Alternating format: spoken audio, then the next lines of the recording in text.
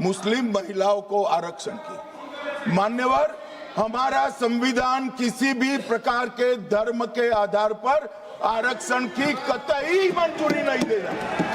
और मैं फिर से संकल्प सरकार का बताता हूं कि धर्म के आधार पर मुस्लिमों को किसी भी प्रकार का आरक्षण गैर संवैधानिक है, इसका सवाल ही पैदा नहीं होता है।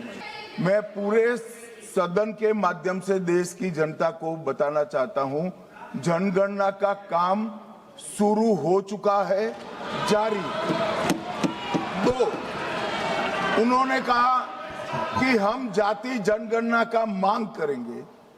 मान्यवर, मैं आपके माध्यम से सदन को बताना चाहता हूं कि सरकार ने जाति की जनगणना करने का निर्णय ले चुकी है और जाति के साथ ही ये जनगणना हो रही है। माननीय सदस्य धर्मेंद्र यादव जी कह रहे हैं कि कॉलम नहीं है। उनको मालूम पड़ना चाहिए कि अभी घरों की गिनती हो रही है और घरों की कोई जाति नहीं होती है। समाजवादी पार्टी का चले तो घरों की भी जाति तय कर ले। मान्यवर, जब व्यक्तियों की जनगणना होगी, नागरिकों की जनगणना होगी, तब उसमें जाति का कॉलम रखा है। ये मेरा विभाग है। मैं सदन को आश्वस्त करना चाहता हूं कि ये जनगणना जाति जनगणना के साथ ही होने वाली है।